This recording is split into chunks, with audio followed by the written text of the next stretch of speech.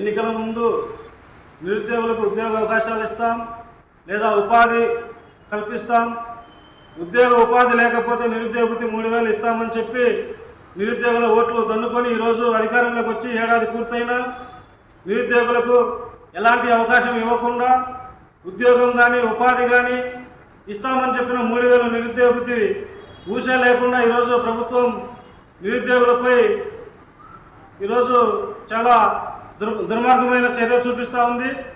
DSC mega DSC పేరుతో 28,000 పైచీలకు ఈరోజు ఉద్యోగాలు ఉంటే కేవలం 16,347 పోస్టులు మాత్రమే విడుదల చేసింది.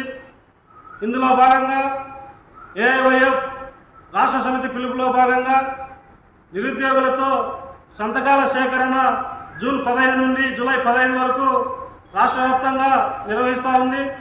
అందులో భాగంగా కడప జిల్లాలోని 7 నియోజకవర్గాల్లో మేము నిరుద్యోగులను ఏకం చేసి రాష్ట్ర ప్రభుత్వానికి ఒక వినతి పత్రం, ప్రతి నిరుద్యోగి నుంచి వినతి పత్రం పంపించేలా అఖిల భారత యువజన సమాఖ్య ఈరోజు పనిచేస్తూ ఉంది.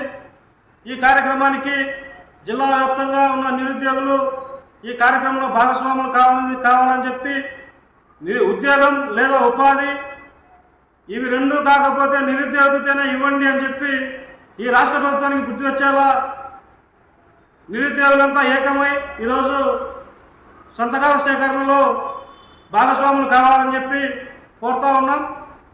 ఖచ్చితంగా ఈ రాష్ట్ర ప్రభుత్వంలో చలనం రావాలంటే నిరుద్యోగులంతా ఏకమవ్వాలి. ఏకమై పోరాడితేనే తప్ప మనకు ఉపాధి కానీ ఉద్యోగం కానీ నిరుద్యోగ వృత్తి కానీ వచ్చే అవకాశం లేదు. కావున జిల్లాలోని నిరుద్యోగులు ఈ కార్యక్రమంలో భాగస్వాములని కోరుతా ఉన్నాం.